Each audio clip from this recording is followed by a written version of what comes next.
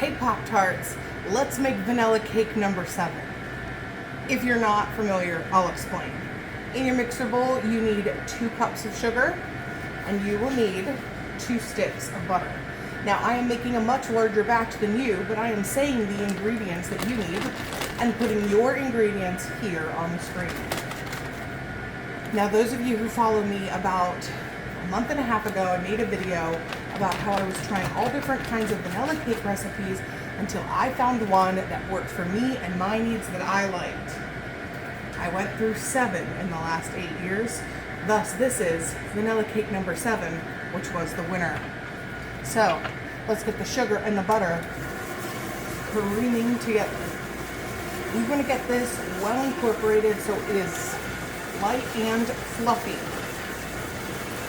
I've been using this recipe for a little over a month now at the bakery, and I'm very pleased with it. You will also notice I use my vanilla cake batter, whatever it is, as the base for other flavors. I use this as my jumping off point for lemon and orange, adding citrus at different points, replacing vanilla extract with fresh juice or emulsions. So it has a lot of uses.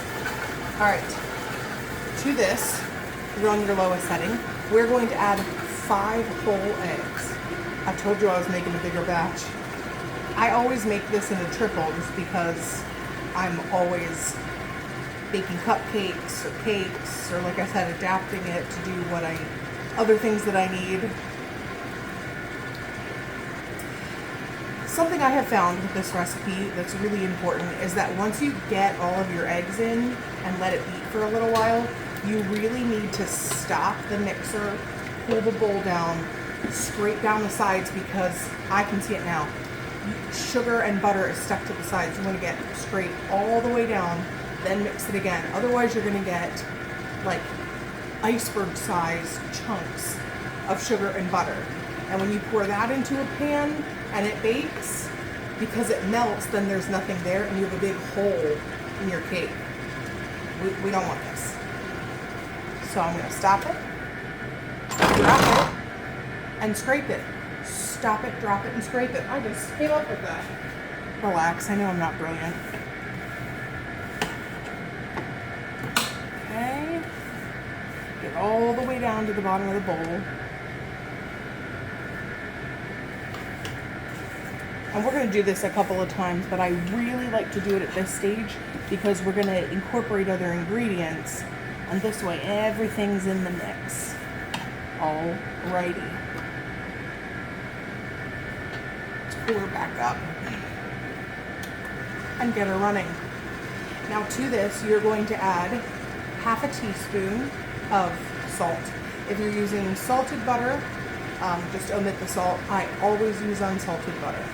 So half a teaspoon of salt, half a teaspoon of baking soda, 2 teaspoons of baking powder, and we're going to shimmy this in.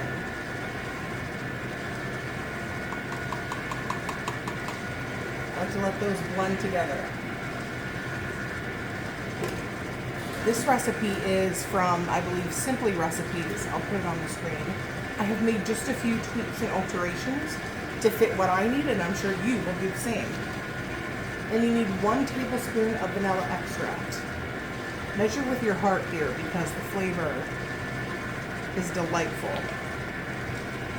And this is a vanilla cake and I want it to have a rich flavor. We are down to our last 2 ingredients. You will need 3 cups of all-purpose flour and 1 1/3 cups buttermilk. For me, because I'm making a triple, I just use this whole thing. I like to alternate them. Flour, do about half my flour, half my buttermilk, do the rest of the flour, the rest of the buttermilk. And then I will turn it up a little bit to make sure that it is nice and smooth. All my flour is in, so I'm just going to continue to drip in the buttermilk. Now, buttermilk powder exists because a lot of people don't use buttermilk. I certainly don't, other than this and a couple other recipes. You can get a buttermilk powder in your baking aisle which once you open it, you keep it in the fridge. It stays good way longer than regular buttermilk, and you just mix it with water. And that will be just fine. And then that way you're not wasting anything. Now this recipe that I've given you will make about 3 8-inch round layers. I don't know how many cupcakes. As you can see, I make mine in triplicate every time, so I don't always know exactly how much it's going to yield when you make a single batch, because I'm never making a single batch. But it is fantastic as cupcakes, of course cake. It bakes up nice, it's fluffy, it's moist. It is so silky smooth. I'll show you what it looks like, but it is so nice and smooth, and that's because we scraped it down earlier. We're gonna stop, drop it, scrape it, and give it another mix. Here's the finished batter. Silky, beautiful, not too thick, not too thin. It's got great flavor. Beautiful. I use this for my citrus cakes as well. I add my zest in with my sugar and my butter and let that cream, and I replace my vanilla extract with fresh juice from the fruit and a little bit of emulsion or extract if needed. So here it is, super versatile vanilla number 7. Next up, or at least sometime this week, we're gonna make some cake pops with it. See you soon, Pop-Tarts.